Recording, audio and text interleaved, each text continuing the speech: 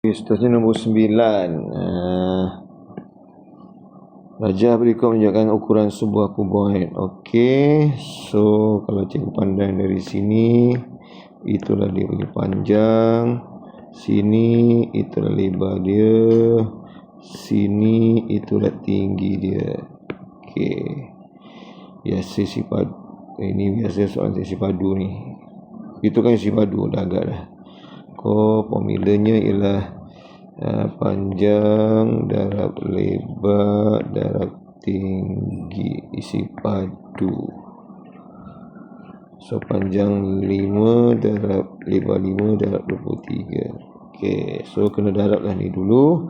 5 darab 5 25. Okey, so 25 darabkan dengan 23. 3 kali 5 15 tambah 1. 3 kali 2 6 tambah 1 7.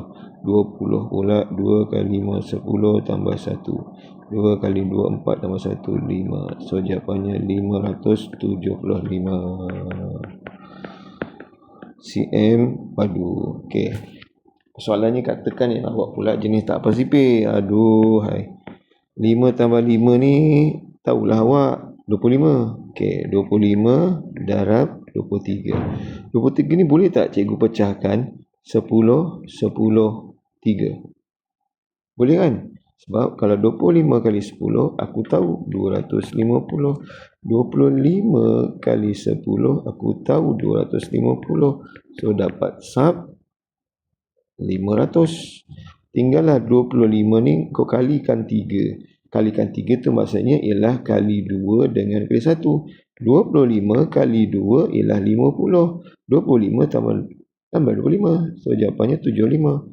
Tambah 75. So jawapannya 575. Sama juga. Itu namanya usaha ikhlas. Alhamdulillah.